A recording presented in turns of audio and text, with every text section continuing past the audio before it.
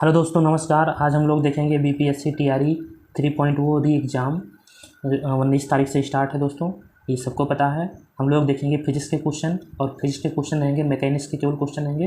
Mechanic के 215 question है दोस्तों। मैकेनिक्स के 215 क्वेश्चन इस पीडीएफ में दिया हुआ है। इस वीडियो में आपको 215 क्वेश्चन देखने को मिल जाएगा, वो भी केवल आधे घंटे के अंदर।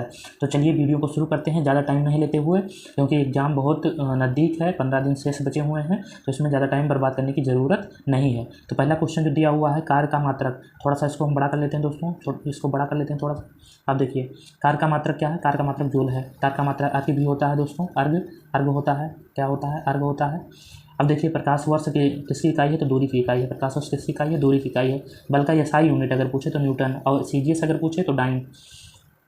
चौथा क्वेश्चन हम लोग देखते हैं। चौथा क्वेश्चन है, मिलान करना है आपको। उच्च वेग का मात्रक क्या होगा? मैक। तरंग दैर्घ्य का मात्रक एंगस्ट्रॉम होगा। दाब का मात्रक पास्कल हो जाएगा। ऊर्जा का मात्रक जूल हो जाएगा दोस्तों। जो भी आपको सही लगे, हमको लगता है कि ये हो जाएगा सी नंबर सही हो जाएगा, तो ये सही हो जाएगा। एक का 1 2 3 4, हाँ सही है। ठीक है, तो तीसरा ऑप्शन सही हो जाएगा। 5 नंबर क्वेश्चन देखते हैं दोस्तों। 5 नंबर क्वेश्चन है, ये भी मिलान करने के लिए है। तो दूरी का मात्रक क्या होगा? इसमें भी शायद मात्रक ही पूछा हुआ है। दूरी का मात्रक क्या होगा? प्रकाश वर्ष होगा। पदार्थ का मात्रक मोल होगा, आप लोगों ने पढ़ा ही है। विद्युत आवेश का मात्रक क्या होगा? विद्युत आवेश का मात्रक होगा कूलाम होगा। विद्युत आवेश का मात्रक कूलाम, और ऊर्जा का मात्रक वाट घंटा। ऊर्जा का मात्रक क्या होगा? वाट घंटा। तो इसमें 1 का 3 हो जाएगा। 1 का 3 और फिर 2 का 1, 2 का 1, यही ऑप्शन हमारा सही हो जाएगा। ऑप्शन नंबर ये भी सही मिलान करना है। 6 नंबर क्वेश्चन, त्वरण का मात्रक मीटर पर सेकंड स्क्वायर, ये सभी को पता होगा। बल का मात्रक होगा न्यूटन। बल का मात्रक क्या होगा? न्यूटन होगा। आवेग का मात्रक क्या होगा? न्यूटन सेकंड होगा। आवेग का मात्रक न्यूटन सेकंड होगा। और कृतकार का मात्रक क्या होगा? जूल होगा। तो ये हमारा होगा 6 नंबर क्वेश्चन। अब हम लोग 7 नंबर क्वेश्चन पर चलते हैं। 7 नंबर क्वेश्चन हमारा है कि पूछा है इसमें कि निम्नलिखित में से समय का मात्रक नहीं है। तो आपको बताना है, आदिवर्ष समय का मात्रक है, चंद्रमास समय का मात्रक है, और ये प्रकाश वर्ष किसका मात्रक है? दूरी का मात्रक है। ये ध्यान रखना, प्रकाश वर्ष किसका मात्रक है? दूरी का मात्रक है। और पार्सेक किसका मात्रक है? दूरी का सबसे बड़ा मात्रक ही है पार्सेक।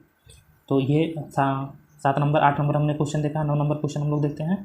9 नंबर क्वेश्चन ये भी मिलान करना है। उसमें पूछा है कौन सा नहीं है। तो डेसिबल ध्वनि मापा जाता है, ये सही है। अश्वशक्ति शक्ति का इकाई है, ये भी सही है। समुद्र मील ये क्या है? नौ संचार में दूरी की इकाई है, ये भी सही है। सेल्सियस ऊष्मा का नहीं है, ये ताप का। ये हमारा गलत हो जाएगा दोस्तों, ये हमारा गलत होगा। ल्यूमेन किसका मात्रक है? ल्यूमेन किसका मात्रक है? तो आपको बताना है ज्योतिष फलक का मात्रक। ज्योतिष फलक का मात्रक है। भौतिक मात्रक। ज्योति की इकाई क्या होती है? ज्योति की इकाई आपको बताना है, तो लक्स होती है। ज्योति की इकाई क्या होती है? लक्स होती है। पास्कल दाब की इकाई है। पास्कल क्या है? दाब की इकाई है। कैंडेला किसका इकाई है? ज्योति तीव्रता की इकाई है दोस्तों। कैंडेला किसकी है? ज्योति तीव्रता की इकाई है। अगला क्वेश्चन हम लोग देखते हैं। 14 नंबर क्वेश्चन हमारा है कि जूल निम्नलिखित किसकी इकाई है? तो अभी आपने पढ़ा था, कार की भी इकाई जूल होती है, और ऊर्जा का भी जूल होगा। मात्रकों की एसआई यूनिट वही पूछा हुआ है। अंतर्राष्ट्रीय पद्धति कब लागू हुई? तो 1971 से लागू हुई। हार्ट किसकी इकाई है? हार्ट इसमें क्या हो जाएगी? तरंगों की आवृत्ति की। हार्ट तरंगों की आवृत्ति की यूनिट होती है दोस्तों। तरंगों की आवृत्ति की यूनिट हार्ट होती है। विद्युत मात्रा की इकाई क्या होती है? एम्पियर। विद्युत मात्रा की इकाई एम्पियर। 18 नंबर क्वेश्चन है, ये साई पद्धति में लेंस की शक्ति की डायोप्टर आपने पढ़ाई है। लेंस की शक्ति डायोप्टर। डेसिबल इसमें मापा जाता है, तो डेसिबल आपको बताना है भैया। ध्वनि होगा। यहाँ पर ध्वनि दिया हुआ है कहाँ? वातावरण में, या तो वातावरण में ध्वनि, ये हो जाएगा डेसिबल। आपको ध्यान रखना है। एम्पियर क्या मापता है? एम्पियर करंट मापता है। एम्पियर क्या मापता है? करंट मापता है। यंग प्रत्यास्थता गुणांक आपको बताना है। यंग प्रत्यास्थता गुणांक का एसआई यूनिट। यंग प्रत्यास्थता गुणांक आपको बताना है, तो न्यूटन प्रति मीटर स्क्वायर। निम्नलिखित युग्मों में से किन भौतिक राशि के समान विमीय सूत्र नहीं होता है? तो समान विमीय सूत्र नहीं होता है। इस कार्य और ऊर्जा का समान होता है। भार और बल का समान होता है। आवेग और संवेग का समान होता है, लेकिन बल और दाब का विमीय सूत्र पूछा है, समान नहीं होता है। एक खगोलीय इकाई संबंधित है, तो खगोलीय इकाई हम उसे कहते हैं, सूर्य और पृथ्वी के बीच की दूरी को खगोलीय इकाई कहते हैं। निम्नलिखित में कौन सा अविमीय राशि है? ये विकृत हो जाएगी। विकृत और अपेक्षित घनत्व। बीपीएससी टीआरई 3 में पूछा हुआ था कि अपेक्षित घनत्व का मात्रक क्या होता है? तो अपेक्षित मात्रक नहीं होता है दोस्तों, मात्रक नहीं होता है अपेक्षित घनत्व का और विकृत का भी। अगला हम लोग देखते हैं। अगला ये चलिए, एक पीडीएफ हमारा खत्म हुआ एक करने का। दूसरा हम लोग देखते हैं। चलिए, ये अगला आ गया हमारा पीडीएफ। अगला पीडीएफ में पहला क्वेश्चन हम लोग देख लेते हैं। पहला क्वेश्चन है ये कि निम्नलिखित में से कौन एक सदिश राशि है? सदिश राशि नहीं पूछा है। सही ध्यान रखना, सदिश राशि नहीं पूछा। तो सदिश राशि देखिए, सदिश राशि जिसमें बा और वाह आ जाए, जिन शब्द में बा वाह आ जाए वो सब क्या होगी, सदिश राशि होगी। लेकिन द्रव्यमान में आधा वाह आया है, ठीक है। विद्युत आवेश में हो जाएगा, विद्युत आवेश, दाब, ये सब क्या है, ये सब अदिश राशियाँ, ये सब क्या है, अदिश राशियाँ।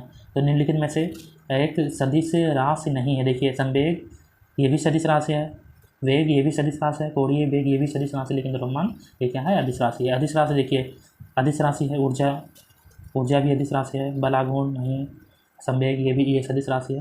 तो अदिश राशि है ऊर्जा, केवल ऊर्जा, इस चारों ऑप्शनों में से ऊर्जा हो जाएगा। निम्नलिखित सदिश राशि है तो सदिश राशि संवेग हो जाएगा, दाब नहीं होगा, कार्य नहीं होगा, ऊर्जा नहीं होगा, लेकिन संवेग होगा सदिश राशि। सदिश राशि नहीं है तो आपको बताना सदिश राशि नहीं है तो क्या हो जाएगा, आयतन सदिश राशि नहीं है, आयतन सदिश राशि नहीं है। निम्नलिखित में से सदिश राशि है, तो सदिश राशि आपको बताना है तो वेग सदिश राशि हो जाएगा। वेग क्या है, सदिश राशि है। अगला हम लोग चलते हैं, तो इसमें आपको बताना है निम्नलिखित में से कौन सा एक व्युत्पन्न परिणाम नहीं है, तो ये क्या हो जाएगा, द्रव्यमान। त्वरण ज्ञात करने के लिए सही सूत्र आपको बताना है तो v बराबर u minus v minus u upon t, ये बराबर v minus u upon t, ये बराबर v minus u upon t, ये हो जाएगा। पदार्थ में संवेग और वेग के अनुपात कौन सी भौतिक राशि प्राप्त की जाती है, तो द्रव्यमान की ज्ञात हो जाती है, इससे प्राप्त होगी। देखिए संवेग p बराबर mv होगा, p बराबर mv, और यहाँ पर द्रव्यमान क्या है, वेग से अगर हम लोग भाग करेंगे तो ये कट जाएगा, केवल बचेगा मास, यानी द्रव्यमान बचेगा। अगर मास से कहा जाए तो वेग बच जाएगा, वेग हो जाएगा। तो यहाँ प्लांक के अक्षर में किसका आयाम होता है, तो कोणीय गति का आयाम होता है। किसका आयाम होता है, कोणीय गति का आयाम होता है। एक लड़की क्या है, एक लड़की झूला झूल रही है, एक लड़की झूले पर बैठी स्थिति में झूला झूल रही है। उस लड़की के खड़े हो जाने पर दोलन गति का आवर्तकार होगा, कम हो जाएगा दोस्तों, ये कम हो जाएगा। उड़न करती है कि गोल मेज पर अचानक लड़का अगर बैठ जाएगा तो मेज का कोणीय वेग पर क्या प्रभाव पड़ेगा, तो कम हो जाएगा, कोणीय उसका वेग क्या होगा, कम हो जाएगा। यदि किसी चलती हुई वस्तु के वेग को 2 गुना कर दिया जाए तो उसकी गतिज ऊर्जा 4 गुनी हो जाएगी। किसी पिंड के द्रव्यमान तथा भार में अंतर, क्योंकि द्रव्यमान स्थिर रहता है और भार अपरिवर्तनीय हो जाता है। जैसे अगर कोई वस्तु यहाँ पृथ्वी पर 5 किलोग्राम की है दोस्तों, कितने किलोग्राम की, अगर 5 किलोग्राम की है कोई वस्तु तो चंद्रमा भी 5 किलोग्राम की रहेगी, तो वो द्रव्यमान स्थिर रहेगा लेकिन उसका भार परिवर्तित हो जाएगा। किसी भी स्थिति में गतिशील वस्तु की स्थिति और दिशा में तब तक कोई परिवर्तन नहीं होता है जब तक उस पर कोई बाह्य बल ना लगाया जाए, तो न्यूटन का प्रथम नियम के अनुसार ये होता है। तो अब अगला क्वेश्चन हम लोग देखें, किसी असंतुलित बल द्वारा किसी पिंड में उत्पन्न त्वरण बल के अनुक्रमानुपाती होता है। बल के क्या होगा, अनुक्रमानुपाती। असंतुलित बल है, असंतुलित बल द्वारा किसी पिंड में उत्पन्न त्वरण तो बल के अनुक्रमानुपाती होता है। अगला हम लोग देखते हैं दोस्तों, अगला हम लोग कितने क्वेश्चन पहुँच गए हैं, हम लोग पहुँच गए हैं 40 नंबर क्वेश्चन पर। और 40 नंबर क्वेश्चन, न्यूटन के गति के तीसरे नियम के अनुसार क्रिया और प्रतिक्रिया का संबंध हमेशा होता है, तो हमेशा भिन्न भिन्न वस्तुओं पर ही होने चाहिए, हमेशा भिन्न भिन्न वस्तुओं पर ही होने चाहिए। प्रत्येक क्रिया में बराबर परंतु विपरीत दिशा में यह होता है, या आपको पता ही है, तृतीय नियम के अनुसार प्रत्येक क्रिया में बराबर परंतु विपरीत दिशा में प्रतिक्रिया होता है। अब देखिए अगला क्वेश्चन, जल में तैरना, न्यूटन के तृतीय नियम के अनुसार ही हम लोग क्या करते हैं, जल में तैर सकते हैं। अगला क्वेश्चन है 43 नंबर, कोई पिंड तब तक विरामावस्था में बना रहेगा जब तक कि कोई बाह्य बल कार्यरत ना हो, न्यूटन के अनुसार। या कथन किसका है, न्यूटन के अनुसार। और न्यूटन का कौन सा, प्रथम नियम। बल की परिभाषा आती है पहले नियम के अनुसार। किसी पिंड में उस गुणधर्म को क्या कहते हैं जिसे वह सीधी रेखा में विराम या एक समान अवस्था में परिवर्तन करने का विरोध करता है, जड़त्व का नियम। न्यूटन के पहले नियम को भी कहते हैं तो जड़त्व का नियम भी कहते हैं। अब अगला क्वेश्चन है 47 नंबर क्वेश्चन है, गाड़ी खींचता हुआ घोड़ा किस बल के कारण आगे बढ़ता है, तो पृथ्वी द्वारा घोड़े में पैरों पर आरोपित बल से क्या करता है, वो आगे खींचता है। चलती हुई बस जब अचानक ब्रेक लगती है, उसमें बैठे यात्री आगे की होगी, पहले नियम के अनुसार दोस्तों, ये क्या है, पहले नियम के अनुसार ये होगा, आगे आ जाएंगे। रॉकेट का सिद्धांत तृतीय नियम, रॉकेट का अगर आ जाए तो न्यूटन के तृतीय नियम। अश्व यदि एकाएक यानी घोड़ा एकाएक अचानक चलना प्रारंभ कर दे तो अश्वरोही जो उससे आगे बढ़ा वो गिरने की आशंका में आ जाता है, तो विश्राम का जरूरत यहाँ पर लगाएंगे, विश्राम का जरूरत लगाएंगे। अब अगला देखिए क्वेश्चन, कहता है क्रिकेट का खिलाड़ी तेजी से आती हुई गेंद को अपने हाथों को पीछे की ओर खींचता है, क्योंकि बल विश्रामावस्था की स्थिति में आ जाती है, विश्रामावस्था की स्थिति में आ जाती है। तो ये 51 नंबर हम लोग क्वेश्चन देखे हैं। अब अगले हम लोग चलते हैं अगले पीडीएफ पर दोस्तों, अगले पीडीएफ पर हम लोग चलते हैं, ये आ गया। अब अगला हम लोग देखते हैं क्वेश्चन नंबर 52, बल का गुणनफल आपको बताना है। बल का गुणनफल F बराबर m में, यानी मास और त्वरण। तो द्रव्यमान और त्वरण का क्या हो जाएगा? द्रव्यमान और त्वरण का क्या हो जाएगा दोस्तों? द्रव्यमान और त्वरण का बल का गुणांक क्या होता है? द्रव्यमान और त्वरण। अगला क्वेश्चन देखते हैं 53 नंबर। जब कोई व्यक्ति चंद्रमा पर उतरता है तो उसके शरीर में उपस्थित भार घट जाता है तथा वह अपरिवर्तित रहती है। तो भार केवल घटेगा, क्या घटेगा? केवल भार घटेगा। यदि हम भूमध्य रेखा से ध्रुवों की ओर जाते हैं तो जी का मान क्या होता है? बढ़ता है। अगर भूमध्य रेखा से हम ध्रुवों की ओर जाएंगे तो हमारा क्या जी का मान बढ़ता है। अगर भूमध्य रेखा से अगर हम ध्रुवों से अगर भूमध्य रेखा पर आते हैं तो क्या होगा? जी का मान घटता है। शरीर का वजन ध्रुवों पर अधिकतम होगा। किस पर? ध्रुवों पर अधिकतम होगा। कहाँ? ध्रुवों पर अधिकतम होगा शरीर का जो है वजन। निम्नलिखित में से अब आपको बताना है 56 नंबर क्वेश्चन। व्यक्ति पृथ्वी की सतह की तुलना में चंद्रमा की सतह पर अधिक ऊंचाई पर क्यों कूद सकता है? क्योंकि वहाँ का गुरुत्वाकर्षण बल होने के कारण गुरुत्वाकर्षण बल पृथ्वी के गुरुत्वाकर्षण की तुलना में कम है, इसलिए वहाँ पर ज़्यादा ऊंचाई तक हम लोग कूद सकते हैं। अगला क्वेश्चन है कि 20 kg के द्रव्यमान को जो जमीन पर 1 मीटर की ऊंचाई पर पकड़ने के लिए प्रयोग किया था तो 0 जूल की ऊर्जा खत्म होगी। यहाँ पर है एक व्यक्ति एक दीवार को धक्का देता है तो अगर वो असफल रहता है, अगर वो असफल तो कार्य 0। तो यहाँ पर क्या हो जाएगा? कोई कार्य नहीं होगा यहाँ पर। अगला क्वेश्चन है कि पहाड़ी पर चढ़ता हुआ व्यक्ति आगे की ओर झुकता है क्योंकि क्या है? अस्थायित्व बढ़ने के लिए, अपना अस्थायित्व क्या करना? बढ़ाने के लिए आगे की ओर झुकता है। पीसा के एक ऐतिहासिक मीनार तिरछी होते हुए नहीं गिरती है क्योंकि इसका गुरुत्व केंद्र जो है, इसका क्या है? जो गुरुत्व केंद्र है से जाने वाली ऊर्ध्वाधर रेखा आधार से होकर जाती है, इसलिए नहीं गिरती है। 61 नंबर क्वेश्चन है कि जाड़े की रातों में अधिकतर या अधिक ठंड पड़ने पर पानी की पाइप फट जाती है क्योंकि जब बर्फ़ बनेगा तो उसका घन आयतन बढ़ जाएगा। जमने के बाद पानी का आयतन बढ़ जाता है। तो पानी से भरी डाल लगी बोतल जमने पर टूट जाती है, तो इसका वही कारण है कि आयतन क्या होगा? बढ़ जाएगा। जल के आयतन में क्या परिवर्तन होगा यदि तापमान 9 डिग्री सेल्सियस से 3 डिग्री सेल्सियस कर दिया जाए? तो ये हो जाएगा, पहले तो घटेगा बाद में बढ़ेगा, पहले घटेगा बाद में बढ़ेगा। अगला क्वेश्चन हम लोग देखते हैं। अगला क्वेश्चन है एक झील में तैरने वाली इस्पात की नाव, जो लोहे की नाव है, लोहे की नाव के लिए नाव द्वारा विस्थापित पानी का भार कितना होगा? तो नाव के उस भार के बराबर जो झील के पानी की सतह के नीचे होगा, ये हो जाएगा उसका आंसर। अगला क्वेश्चन है किसी कालीन की सफाई के लिए उसे छड़ से पीटा जाता है तो कौन सा नियम? गति का प्रथम नियम। सड़क पर चलने की अपेक्षा बर्फ पर चलना कठिन है क्योंकि वहाँ का क्या होगा? सड़क की अपेक्षा घर्षण बल कम होता है। घर्षण बल क्या होगा? कम होगा। रोड यहाँ पर है रोड़ी युक्त सड़क की तुलना में बर्फ पर चलना कठिन है क्योंकि पैर तथा बर्फ के मध्य घर्षण बल रोड़ी और पैर के मध्य घर्षण बल की तुलना में कम होता है, इसलिए चलना कठिन है। लकड़ी के सिलेंडराकार पात्र को खींचने की जगह लुढ़काना होता है आसान क्योंकि लुढ़कने की अवस्था में घर्षण और फिसलन की अवस्था में घर्षण बल की तुलना में बहुत कम होता है। अगला क्वेश्चन देखते हैं। एक नदी में चलता हुआ जहाज समुद्र में तब जहाज का स्तर क्या थोड़ा ऊपर उठ जाता है, समुद्र में आएगा तो थोड़ा ऊपर उठ जाएगा। यहाँ पर देखिए लोहे की कील पारे में क्यों तैरती है जबकि पानी में डूब जाती है? तो आपको बताना है लोहे का घनत्व पानी के घनत्व से अधिक होता है तथा पारे से कम, इसलिए क्या होता है? पानी में डूब जाती है और पारे में तैरती है। जब एक ठोस पिंड को पानी में डुबाया जाता है तो भार में ह्रास होता है विस्थापित पानी के भार के बराबर। अगला क्वेश्चन है कि बर्फ़ पानी में तैरती है परंतु अल्कोहल में डूब जाती है, ऐसा क्यों? यानी आपको बताना है तो बर्फ़ पानी से हल्की होती है, अल्कोहल से भारी होती है। अगला हम लोग चलते हैं अगले PDF में दोस्तों। अगला PDF है हमारा अब देखिए यहाँ है स्टील की गोली पारे में तैरती है क्योंकि पारे का घनत्व स्टील की अपेक्षा अधिक होता है।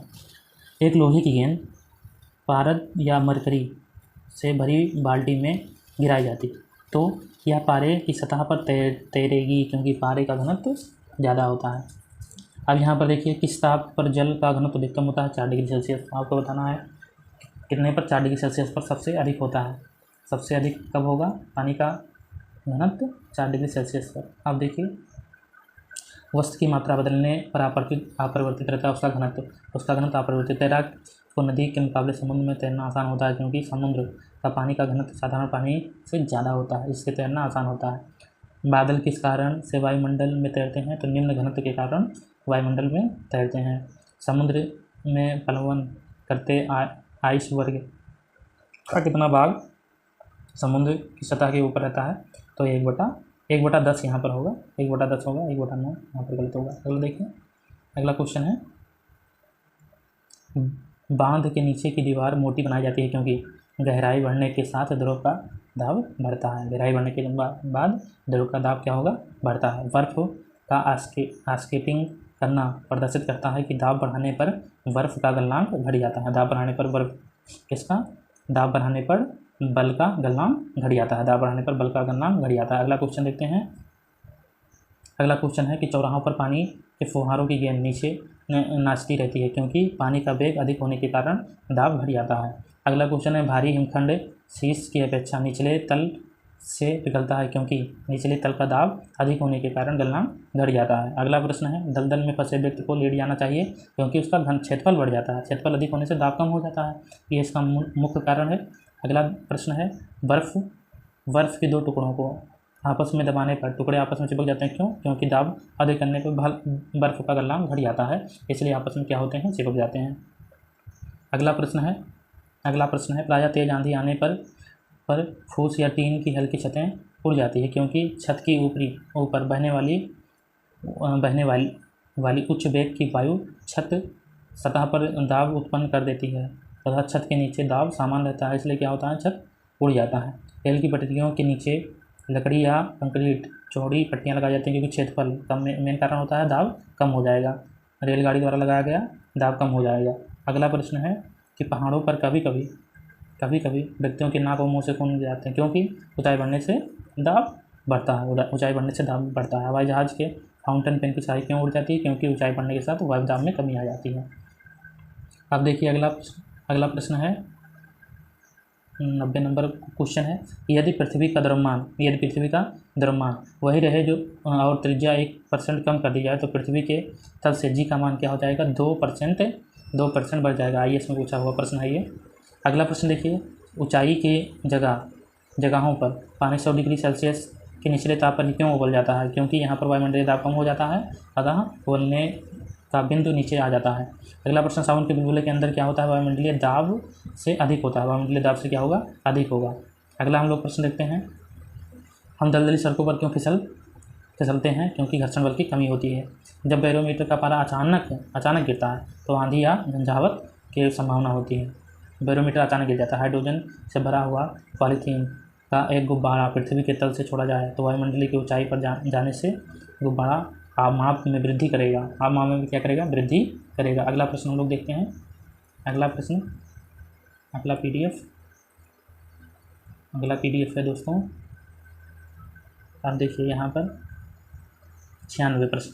तो 96 प्रश्न ये है कि समतल की अपेक्षा पर्वतों पर सांस लेना क्यों कठिन होता है? तो क्यों? ऊंचाई बढ़ने पर वायु दाब घट जाता है और ऑक्सीजन की आवश्यकता बढ़ जाती है, इसलिए ऐसा होता है। ये क्या हुआ है दोस्तों? ये है अगला प्रश्न है, जब फाउंटेन वायुमंडलीय दाब किसी ऊंचाई या ऊंचे पर्वत पर ले जाया जाता है तो निकला में पारा गिर जाता है, तो यह इसका मेन कारण होता है वहाँ का वायुमंडलीय दाब निम्न हो जाता है। उड़ान से पहले हवाई जहाज दौड़ मार्ग पर दौड़ता है, क्यों? क्योंकि कार्यकारी वायु दाब बढ़ाने के लिए वो पहले दौड़ता है ग्राउंड पर। अब अगला प्रश्न है, हाइड्रोजन से भरा हुआ रबड़ का गुब्बारा वायुमंडल में ऊंचाई पर जाकर फट जाता है क्योंकि वायु दाब घट जाता है। प्रेशर कुकर में खाना बनाना कम समय में पकता है क्योंकि अधिक दाब के कारण उबलने पानी का ताप बढ़ जाता है। सूर्य की ऊर्जा का निर्माण नाभिकीय संलयन के द्वारा होता है। नाभिकीय संलयन, ये ध्यान रखना, नाभिकीय संलयन के द्वारा होता है। सूर्य की ऊर्जा उत्पन्न होती है नाभिकीय संलयन से। सूर्य की ऊर्जा क्या होती है? नाभिकीय संलयन से उत्पन्न होती है। सूर्य की ऊर्जा नाभिकीय संलयन से उत्पन्न होती है। डायनोमीटर क्या करता है? डायनोमीटर परिवर्तित करता है यांत्रिक ऊर्जा को विद्युत ऊर्जा में। प्रकाश वोल्ट सेल के प्रयोग से सौर ऊर्जा का रूपांतरण करने के लिए निम्नलिखित में किसका उत्पादन किया जाता है? तो ये विद्युत ऊर्जा का उत्पादन किया जाता है। जब हम रबड़ पे गद्दे वाली सीट पर बैठते हैं या गद्दे पर लेटे हैं तो उसका आकार अपरिवर्तित हो जाता है। ऐसा क्यों? स्थितिज ऊर्जा के कारण ऐसा होता है। निम्नलिखित में किसमें गतिज ऊर्जा नहीं होती है? तो खिंचता हुआ धनुष में गतिज ऊर्जा नहीं होती है। खिंचता हुआ धनुष में गतिज ऊर्जा नहीं होती है। जब एक चाल वस्तु की गति दोगुनी हो जाती है तो उसकी गतिज ऊर्जा 4 गुनी हो जाएगी। ठीक, अगला प्रश्न हम लोग देखते हैं। अगला प्रश्न है, सीढ़ी पर चढ़ने में अधिक ऊर्जा खर्च होती है, क्यों? क्योंकि यहाँ पर व्यक्ति गुरुत्व के विरुद्ध कार्य करता है। व्यक्ति गुरुत्व के विरुद्ध कार्य करता है। अगला वैध ठहराता है। द्रव्यनाथ सृजित किया जाता है ना उत्पन्न ऊर्जा संरक्षण नियम, ये क्या कहलाएगा? ऊर्जा संरक्षण नियम। अगला प्रश्न है, स्वचालित वाहनों में दौरचलित ब्रेकों का इस्तेमाल किया जाता है क्योंकि पास्कल के नियम के अनुसार ये होता है। अगला प्रश्न हम लोग देखते हैं 11 नंबर, रेल के पटरियों अपने वक्रों पर किस कारण से ब्रेक की जाती है? तो ये रेलगाड़ी के भार के क्षेत्रित घटक की आवश्यकता होती है, इसलिए अपकेंद्र बल। अगला हम लोग देखते हैं, साइकिल चलाने वाला मोड़ लेते समय क्यों झुक जाता है? क्योंकि वह झुकता है ताकि गुरुत्व केंद्र आधार के अंदर बना रहे और वह गिरने से बच जाए। अगला प्रश्न है 113 नंबर, कोई साइकिल सवार किसी मोड़ में घूमने के लिए अंदर की ओर झुकता है। जब दूध को प्रबल ढंग से मथा जाता है तो क्रीम किस कारण निकलता है? अपकेंद्र बल। और ये साइकिल वाला क्या हो जाएगा? अभिकेंद्र बल हो जाएगा। जब पानी की बाल्टी काफ़ी तेज से ऊर्ध्वाधर वृत्त में घुमाई जाती है तब बाल्टी में उच्च स्थिति नहीं गिरता है पानी। अपकेंद्र बल पानी के वजन को अधिक कर देता है। अगला प्रश्न है कि वॉशिंग मशीन का कार्य सिद्धांत क्या होता है? अपकेंद्र बल। ये दूध और वॉशिंग मशीन एक ही है। चंद्रमा पर वायुमंडल नहीं होता है क्योंकि इस पर गैस के अणु का पलायन वेग उनके वर्ग के मध्य मूल वेग से होता है। अगला हम लोग देखते हैं, अगला PDF है ये दोस्तों, ये है यहाँ पर देखिए निम्नलिखित में से क्या रैखिक बल के संरक्षण का आधार है? तो जेट इंजन। पृथ्वी तल से न्यूनतम वेग से प्रक्षेपित किया जाता है कोई रॉकेट पृथ्वी के गुरुत्वाकर्षण को पार करने के लिए कितना? 11.2 किलोमीटर प्रति सेकंड के वेग से। भूस्थितिज ऊर्जा 24 घंटे में, इसका आवर्तकाल होता है कितना? 24 घंटे। 11.2 किलोमीटर प्रति सेकंड पृथ्वी पर कभी नहीं लौटेगा।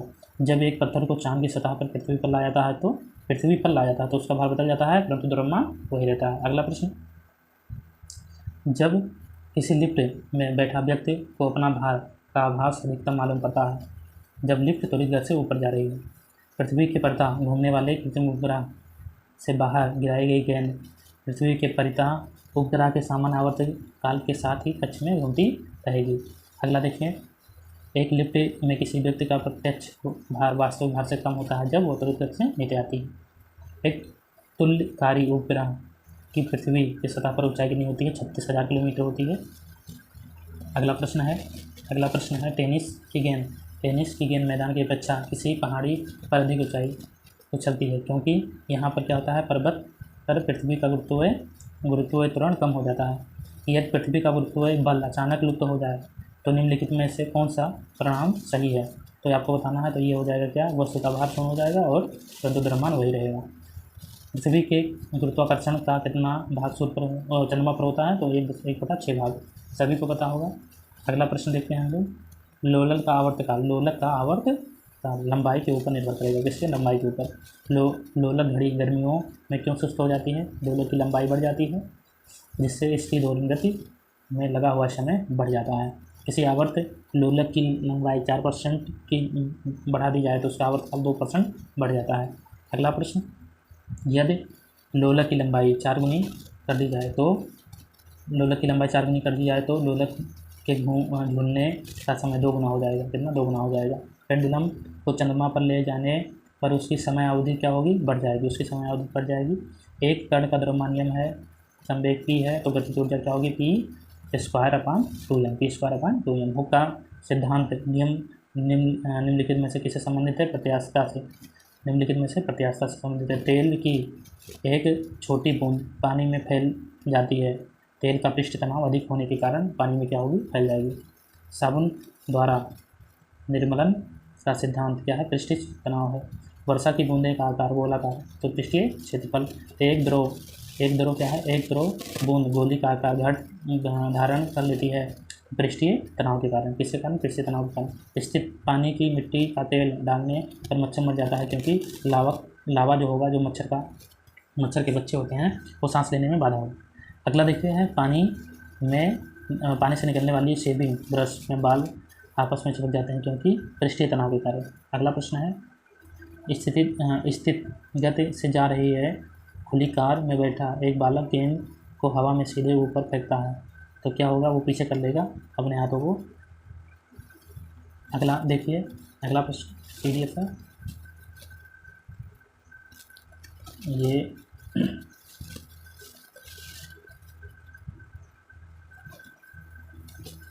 एक व्यक्ति पूर्णतया चिकने बर्फ को क्षैतिज समतल के मध्य विराम स्थिति में है न्यूटन के किस नियम के अनुसार, तो न्यूटन के तीसरे नियम के अनुसार।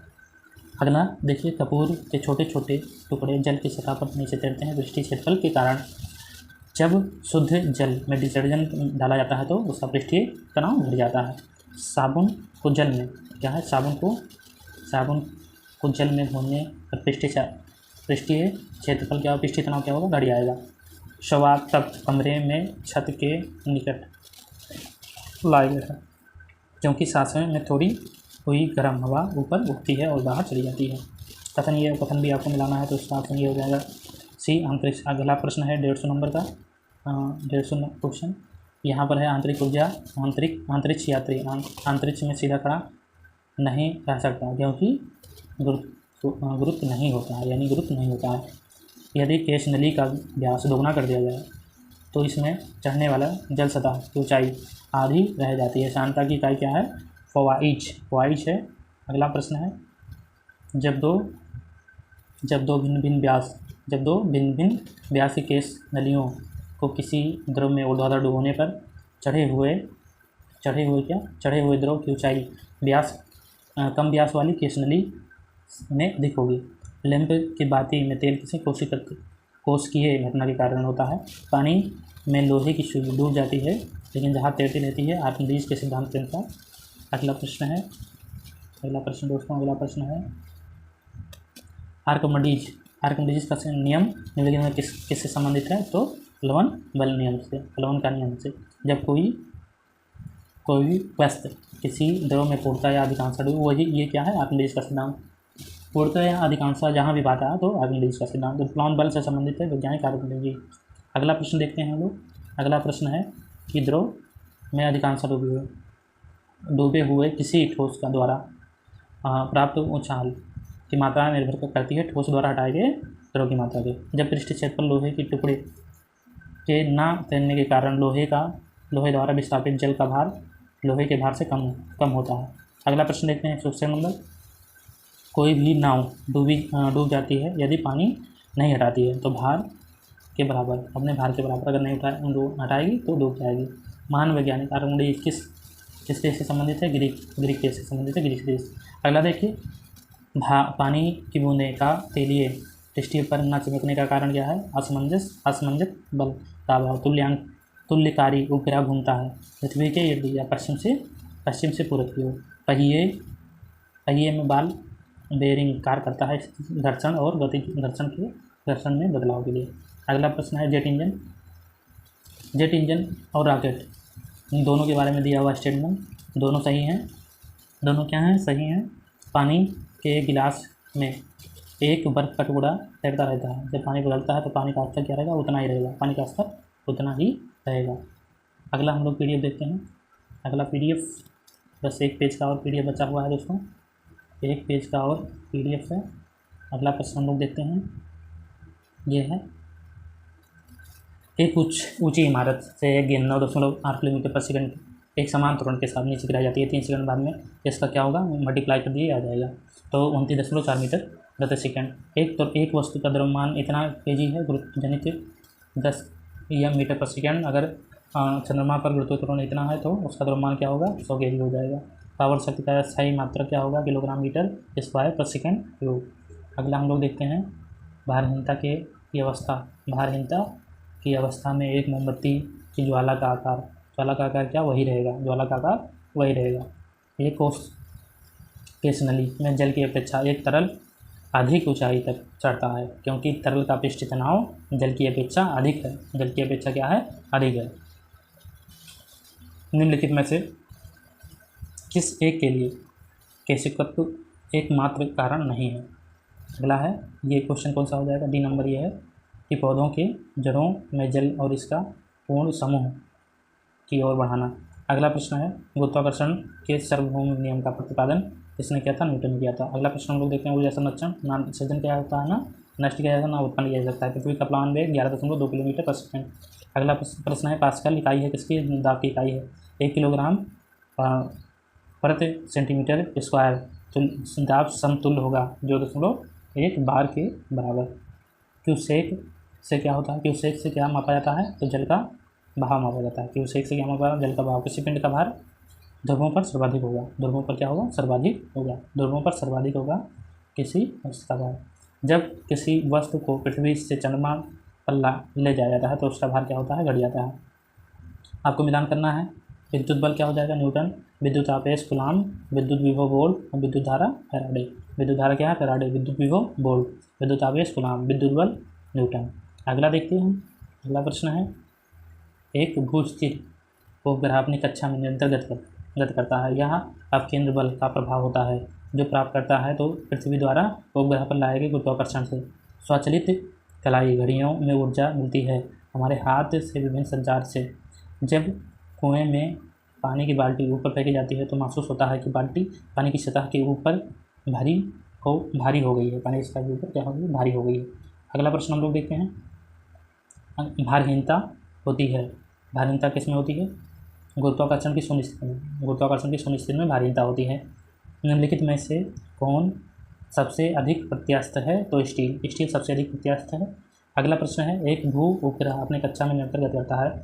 यह अपकेंद्र बल के प्रभाव से होता है पृथ्वी द्वारा उपग्रह पर लगने वाले गुरुत्वाकर्षण से। अगला प्रश्न हम लोग देखते हैं, घड़ी में स्प्रिंग भंडारित ऊर्जा क्या होती है, स्प्रिंग भंडारित ऊर्जा होती है स्थितिज ऊर्जा होती है।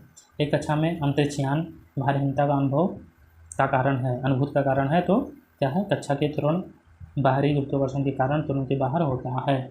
अगला हम लोग देखते हैं, अगला है क्वेश्चन नंबर है 191। आप देखिए यहाँ पर डोरी से बांधे हुए एक पत्थर को तेज़ी से वृत्त में घुमाया जाता है तो घूमते समय अचानक डोरी टूट जाती है तो पार्श्व रेखिक उड़ जाता है, यानी पत्थर स्पर्श रेखिकता उड़ जाता है। यहाँ पर अंडा मृदु जल में डूबा जाता है तो निम्नलिखित में से क्या हो जाए, नमक की सांद्रता घोल तैरता रहता है। क्या इसका कारण है, नमक के घोल का घनत्व अंडे के घनत्व से अधिक होता है। अब देखिए, किसी व्यक्ति को मुक्त रूप से घोड़न कर रहे घोड़ी मंच पर अपनी कोड़ी दे तो इसका क्या कारण होगा, अपने हाथ बाहर की तरफ फैला दे। साबुन कपड़ों की बेहतर सफाई में क्यों सहायता करता है, यह घोल के पृष्ठीय तन्य के कम करने के कारण न्यूटन मीटर होता है। किसका है, तो ऊर्जा का। न्यूटन मीटर मात्रक है ऊर्जा का। अगला प्रश्न हम लोग देखते हैं, डायनमो से परिवर्तित यांत्रिक से विद्युत। यांत्रिक से क्या है, विद्युत ऊर्जा में दूध की क्रीम दूध का घनत्व बढ़ जाता है। दूध की क्रीम का दूध का घनत्व बढ़ जाता है। कौन सा सही है, तो सही है ये है, पृथ्वी की सतह पर समुद्र तल से किसी पिंड का भार और द्रव्यमान समान रहता है। इस्पात के गोले में पदार्थ की मात्रा उपलब्ध होती है द्रव्यमान पर वायुमंडल नहीं है, चंद्रमा पर वायुमंडल नहीं है। इसका कारण क्या है, वहाँ के परायण वेग उनके वर्ग के मूल वेग से कम है। अगला प्रश्न हम लोग देखते हैं 201 नंबर, निम्नलिखित में से किस स्थान पर जी का मास है, तो ये हो जाएगा कहाँ पर, ये हो जाएगा अटलांटिक कैंप में, हाँ यहाँ पर सही है। अगला प्रश्न हम लोग देखते हैं, यहाँ पर है द्रव चलित ब्रेक निम्नलिखित में से पास्कल नियम के अनुसार क्या होती है, ब्रेक काम करती है। अगला प्रश्न है, निम्नलिखित में से किसी इकाई न्यूटन प्रति मीटर है, तो ये नहीं है, ये बल्कि नहीं है।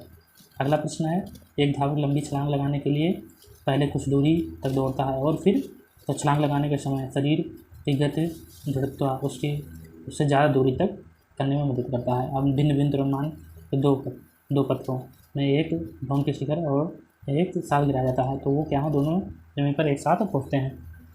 अगला प्रश्न है, कोणीय संवेग किसके बराबर, जड़त्व आघूर्ण और कोणीय वेग के गुणनफल के। बार्नौली का सिद्धांत ऊर्जा से संबंधित है। अगला प्रश्न है, लोहे की सुई पानी की सतह पर निम्नलिखित किस कारण से तैरती है, तो पृष्ठीय तनाव के कारण तैरती है।